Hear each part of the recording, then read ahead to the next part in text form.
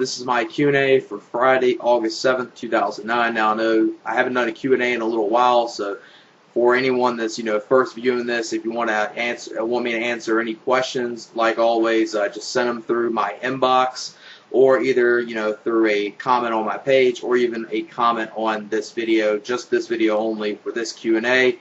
And I'll probably do another Q&A next week, probably about this time next week, next Friday, or even maybe Wednesday, since I haven't done Q&A a little while, and I have got, some people saying, when are you ever going to do a Q&A again? So as you're seeing this video, obviously I'm doing a Q&A today.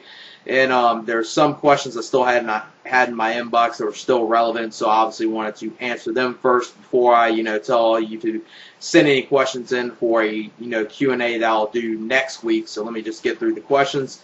The first one is from Casey Legendary. Out of these four rappers, who do you think is the most overrated of all time?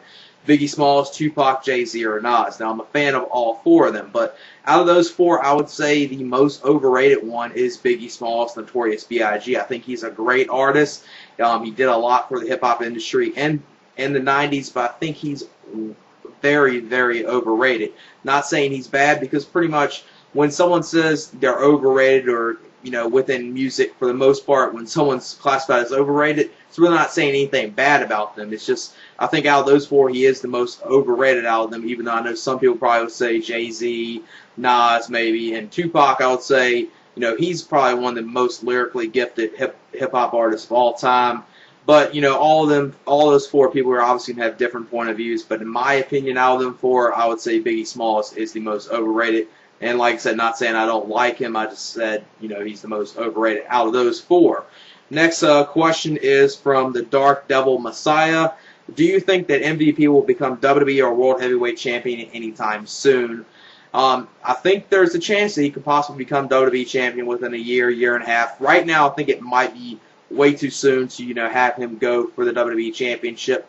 He maybe could contend for it right now, because he did have a very good showing a little while ago against Randy Orton on Monday Night Raw, and I think the fans, received that match very good, and I think that could definitely show that, put him in the situation of contending for the World Heavyweight Championship. He definitely is over with the crowd. And the one thing is, like right now, Jack Swagger and MVP, they're kind of in this feud right now where they're probably, neither one of them are really going anywhere with this whole feud. They're pretty much stuck in the mid-card, so I would like to see, either one of them elevate to the heavyweight picture, just to see someone else in the main event, because it will never hurt to, see someone new in the heavyweight picture that we haven't seen, other than, the top stars like Batista, John Cena, and Triple H and Orton, even though all of them for, draw, and it makes sense putting them in the main event. But it'd be good to, have something different one month or another. And the next question is from McFlybender89. Out of the Phenom and American Badass gimmick, do you like one better than the other? Well, I think out of them two gimmicks, I think everyone is going to pretty much agree that the Phenom Undertaker gimmick is a whole lot better than the American Badass gimmick. But the one thing I will say about the American Badass gimmick is I don't understand why everyone hates that gimmick so much. Like, some people said that was like one of Undertaker's worst gimmicks, or the worst period of his career, which I do not understand, because I actually, like that stuff, like that era with Undertaker. Was as good as some of the Phenom and the stuff he did in the late 90s? No, but it was still not bad. I think, Undertaker, his character is so versatile, and he kind of can switch it around just a little bit over, right now, pretty much within 1 year, he'll be within WWE for 20 years, and he pretty much hasn't really changed his character much, other than, that little period he was the American Badass. And I didn't mind the whole American Badass for another fact that, that was kind of the way Undertaker is in real life as far as being the biker, so it fit him. It was kind of like him doing, what Austin did. Austin did in the late 90s. He was kind of doing what he was, obviously taken to a stretch, but he was doing somewhat the way he actually is in his real life. And it kind of works like that when you actually have a wrestler, kind of act like they are in their real life, but obviously, having them stretch it out to a further extent, and having them go obviously further than what they do in real life. Then the next question is from Mr. Ricker89. What are your thoughts on Terrell Owens going to the Buffalo Bills? Do you think his on-field attitude with his new team will change, or will he cause a scene like he did in Dallas? I'm like one of those people that obviously I'm not going to lie and say Terrell Owens doesn't have an attitude, but I think the media and I think a lot of people within the sports industry, I think they overreact the way T.O.'s attitude is. I view T.O.'s attitude as, some other people will say this as well, and I'm pretty sure you've heard this before, is Terrell Owens, he does have somewhat of an attitude, but his attitude is where he pretty much just wants to win all the time. He's one of those guys that doesn't take losing in a good way, which is kind of a bad thing, but it's kind of a good thing as well because obviously he's very motivated to win, but it hurts in the other side when he loses. So he does need to have a little better attitude with losing, but it doesn't hurt, having a athlete that's wants to go out there and win no matter what all the time. And as far as the Buffalo Bills, I think it won't hurt the team. The Buffalo Bills are kind of not going to get any worse, so this is not going to hurt the team overall.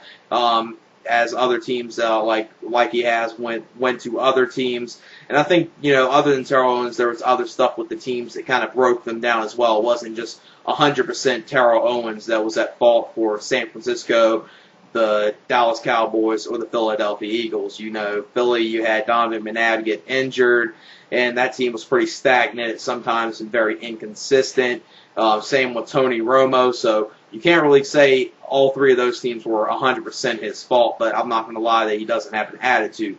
Next couple questions are from 111 Clancy 111. What is your favorite WCW pay-per-view? Now, I'm going to say two right here because there's two other ones. Like one, I'm going to say what's my favorite as far as match quality and in-ring product as far as WCW. My favorite one, and that route I would say is Chi-Town Rumble '89. Had the classic Ric Flair and Ricky Steamboat match. Had a good match with Sting and Butch Reed. Even had the good thing that was kind of good as far as the storyline element with it, with Paul Heyman managing the new original Midnight Express versus the Midnight Express managed by Jim Cornette. And these two, I love their feud they had with WCW/NWA. And it was just a good feud. Now, I didn't enjoy the thing that they did at the Great American Bash '89, the Tuxedo match, because that was one thing that kind of hurt it later on. But this was, a very good feud between Paul Heyman and Jim Cornette, and they managed those two teams. And that was enjoyable. And like I said, Ric Flair and Steamboat on there, that's probably one of my favorite matches of all time. So that really, adds that pay-per-view up even more. And there was other stuff on that pay-per-view as well. Now, the other one I'm going to say, this is in the category of probably my most enjoyable WCW pay-per-view in the late 90s as far as the storyline behind it that I enjoyed a lot. And this was Fall Brawl 1996. This was when they were doing the whole thing with this was the NWO at its peak.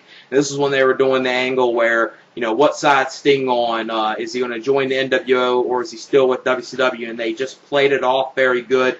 And up until the match, they did a very good job. And the Nitro the night later was very good. And Sting just coming out there, pretty much beating the hell out of everyone, was just great. And that was good on there. They had, other than the War Games match on there, the only other thing that was really good match quality on there was Chris Benoit versus Chris Jericho. Everything else was pretty much somewhat of a filler. The Harlem Heat versus Nasty Boys match wasn't that bad, but it wasn't anything to write home about. But as far as like an enjoyable pay-per-view, that's probably one of those that, for entertainment purposes, I enjoyed a lot. And as far as the other one, as far as what one I really enjoy a lot, is Chi-Town Rumble '89 during the NWA era of WCW, NWA/WCW, and that was probably my most one of the pay-per-views I liked the most. Another one was probably one I enjoyed the most as far as entertainment base behind it. What are your thoughts on the movie Casino from 1995? Thought it was a very good movie. Don't know if I'll classify it as like one of those great movies that's a must-see, everyone has to see, but it was a very good movie. And the only other thing I would have probably said, it's one of those movies that I don't have no problem with long movies, but it probably is one of those movies that kind of dragged on in some portions within it, but it was still a very good movie nonetheless. Next question is same user. What are your thoughts on Notorious, if you've seen it yet? I have a copy of it laying around. Haven't got to watch it yet, but I've heard some mixed things about it. Some people say it's good, some say it isn't. So I'll just probably give you my thoughts on that at another point, since I haven't seen it at this point. Where do you see Jack Swagger's career going, and do you see him being big one day? I do see Jack Swagger being big for WWE. Now, the one thing is he has to develop some type of character within WWE, because I'm going to keep repeating this. I know a lot of you have already heard me say this millions of times, but I'm going to keep saying it is. Right now, he's still stuck in that Kurt Angle 1999 era. He's slowly starting to develop into Kurt Angle 2000, but not up into the level where Kurt Angle in 2000 was contending for the World Heavyweight title at SummerSlam and started doing his feud with Triple H. Then later on that year became World Heavyweight Champion. And the one thing with Jack Swagger is, with him and MVP, you don't want them to, either one of them, get pushed too quickly. But the one thing is you don't want them to be held back so long that by the time they get the World Heavyweight Championship, no one's going to really care with them going over. The one thing is I would do with them two is have MVP and Jack Swagger. This feud that they got going on right now, it's pretty much meaningless what they got their feud going on right now. If it was actually for the United States Heavyweight title, they could actually make the United States Heavyweight title actually mean something, and at the same time build up to athletes, because that's really what the mid-card titles, the U.S. title, and the IC Championship are supposed to do. It's not supposed to be titles pretty much delegated to mid-carders and guys you're always going to stick as mid-carders. They're supposed to be titles that actually slowly build someone up for the next level, and the next level is the World Heavyweight Championship. But WWE has pretty much lost that over the years with what the mid-card titles are supposed to do. They're supposed to help out someone and elevate them to the next level, not keep them locked there in the mid-cards forever in their whole entire career. Next question is from the Wrestling Show. What makes a Grand Slam champion? I based it off of Shawn Michaels' criteria. Now, his question was pretty much like a very long paragraph. I'll put it in the description so you can read it, but it's pretty much goes around what do you think a Grand Slam champion is. As far as what I think Grand Slam champion is kind of, in TNA right now, you obviously for a technical wise, you say not Kurt Angle, but AJ Styles is a Grand Slam champion because he had the X Division Championship, he had the World Heavyweight Championship, and he's had the Tag Team Championships and the Legends Championship as well. Kurt Angle arguably can be a Grand Slam champion, but he hasn't had the Legends Championship. But I think very few people view that title as actually meaning anything. So if you want to be technical in TNA, AJ Styles is the only Grand Slam champion, but I would count Kurt Angle as Grand Slam champion just because the Legends title is pretty much just like the Millionaire Champion, $1 million title, which was just nothing more than a prop. It's nothing that's actually supposed to mean anything serious. In WWE, Shawn Michaels was Grand Slam champion because he wasn't really in the era when they had the Hardcore Championship or anything like that, or the secondary championships, and it's pretty much had everything. And the Hardcore title is another one that, if you want to count that, there's, probably the one person you can say is Grand Slam champion is Jeff Hardy, because I think he's had the European Championship, the Hardcore Championship, Tag Championship, IC, and the World Championship. RVD, the same way with him. He had the Tag Team Championships, IC Championship, the Hardcore Championship, World Championship.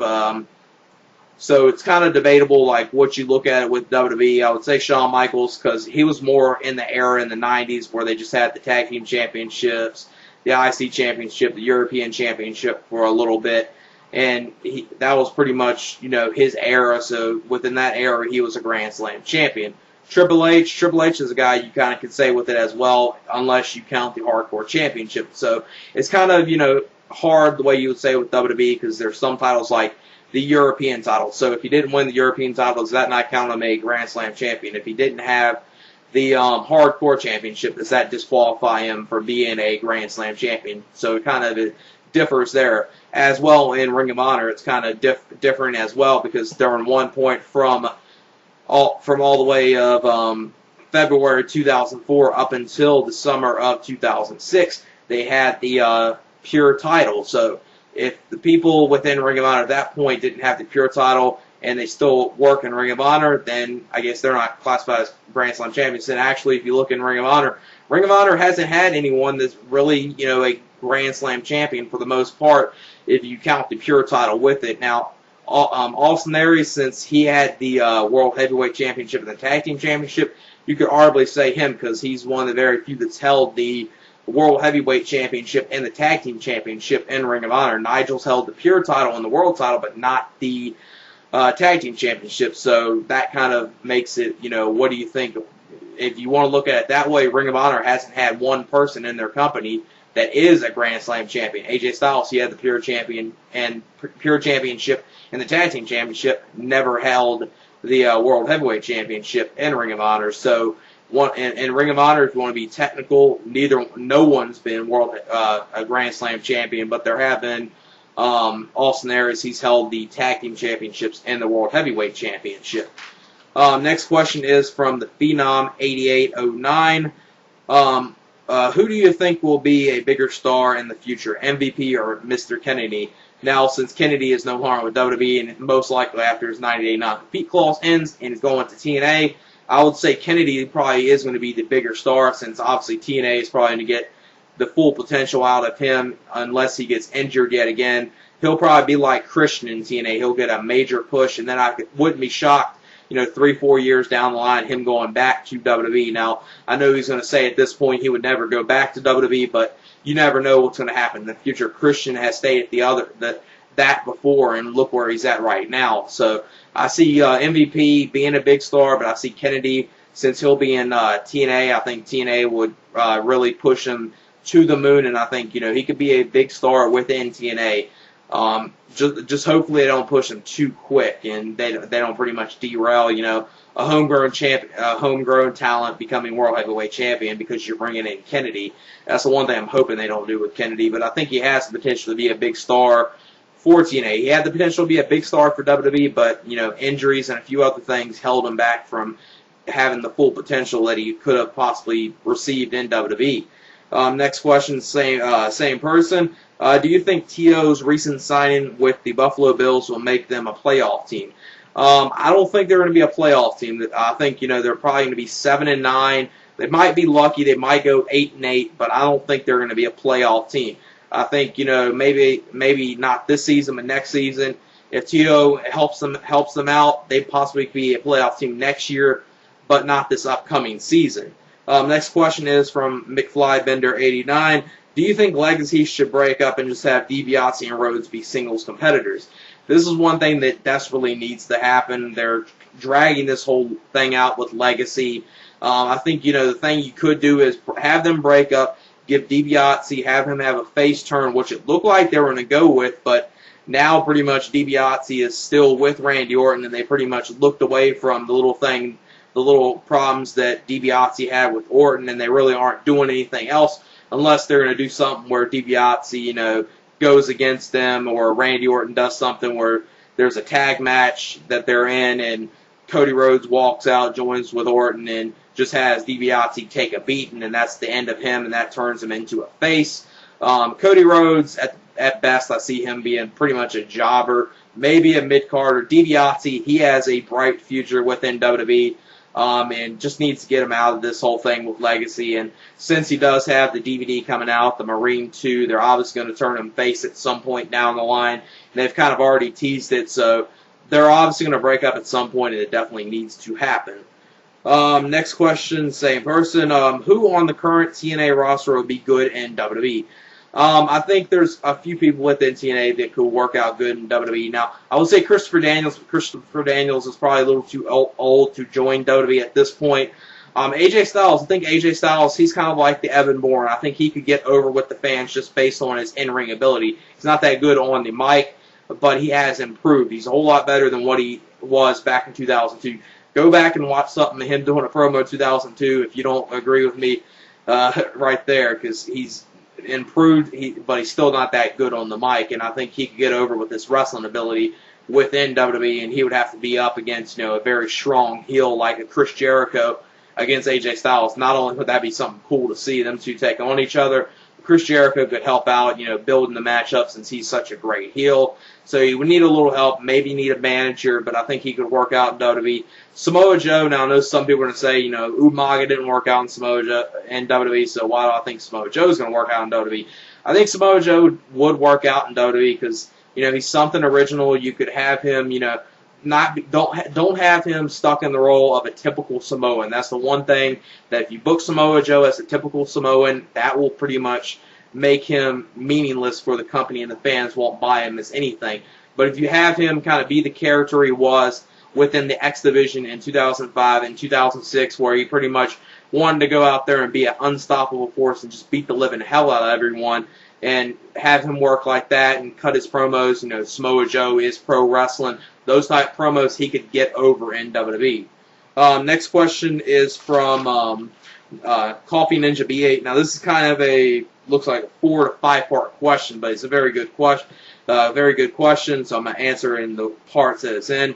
If WWE had died in the mid-1990s and the financial tough times between the NWO, Angle helping WCW surpass them, and Austin versus McMahon bringing the WWF back to the top in 1997 basically, what would have happened to professional wrestling in North America?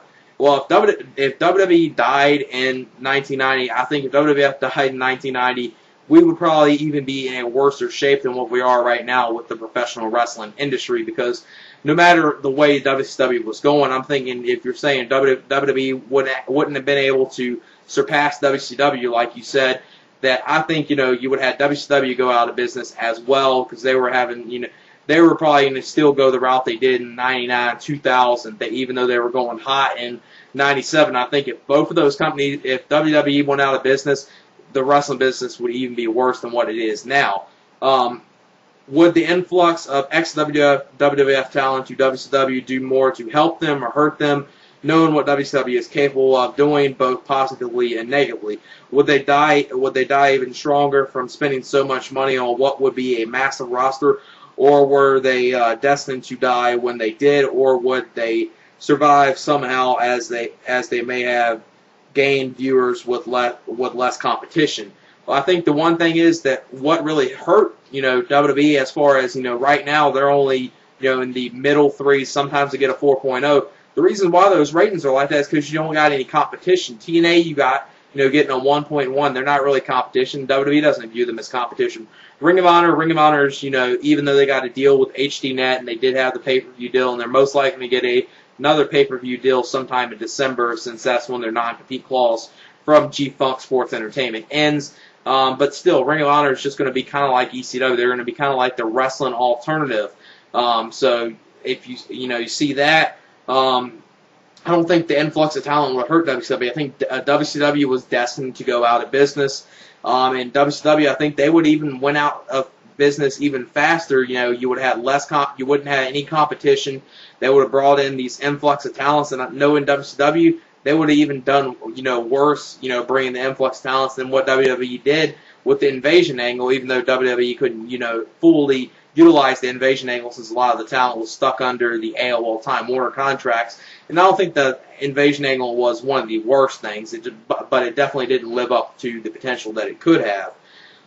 Next part is ECW would still be left standing, but without Vince's secret supporting, would they have died sooner, or would WCW botch things up enough that they would have been the cool alternative that gained tons of new casual fans instead of Attitude Era fans?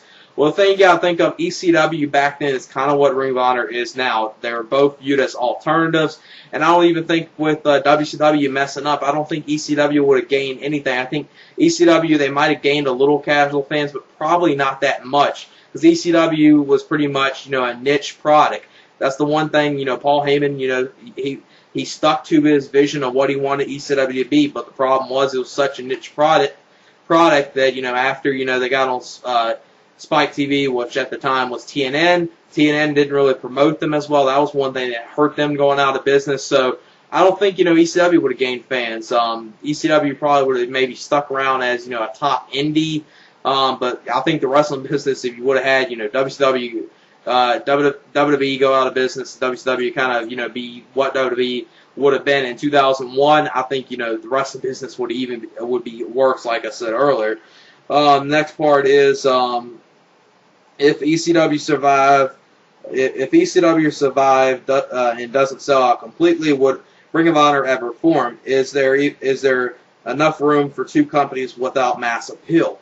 Well, there's not, as far as there's definitely room for alternative products without mass appeal. That's, evidence with the independent scene right now. You got Ring of Honor. I would say Ring of Honor you classify as a big three, because I think that you kind of still, there's a way you classify them as a big three, but yet they're still an independent. You got PWG, you got Shimmer, which is an all women's wrestling company that's very good. You got still fans of Combat Zone, which really boggles my mind how they're even in business. You got IWA. You got several other independent promotions. So there's definitely room for more than, one independent promotion or one type of ECW type promotion, Ring of Honor promotion without mass appeal.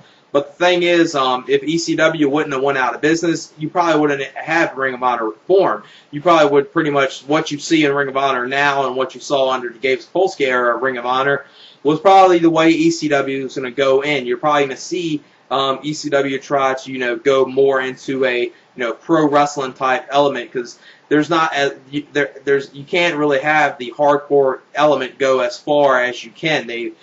Even Paul Heyman said they probably would have, had to change stuff around, and they probably would have changed the product as ECW, and probably would have, kind of transitioned to be kind of what Ring of Honor was, a more wrestling-based product, but it's still time having some hardcore elements. They probably would have mixed in, ECW stuff and Ring of Honor stuff, which Ring of Honor has done it several times in 2006 with the whole Combat Zone feud with Ring of Honor, and a couple other times they take it to the hardcore route, but not, so hardcore route that's all they do like Combat Zone does.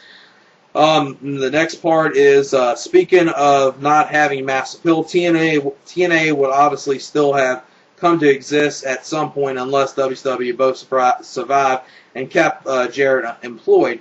But in a world where it's just them and maybe ECW and Ring of Honor, is anyone a winner?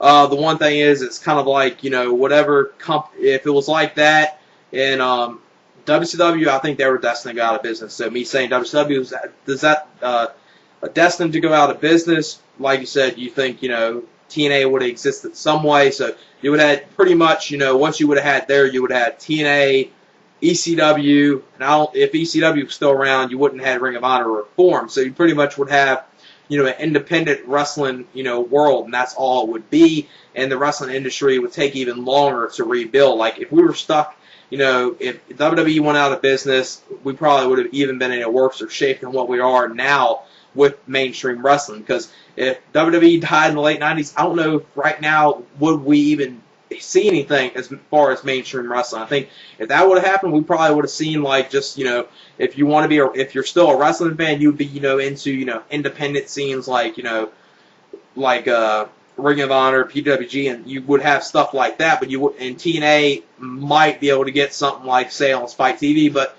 the wrestling industry would have really crumbled, and probably would have lost even more fans than what it did, after the Monday Night Wars ended and WWE was the number one company. And like I said, out of that, I don't know if you really could say anyone is a winner. It'd be like, the one thing is, not only will, there will not be no number one winner as far as companies, the fans would be the major losers out of that whole thing if that would have happened.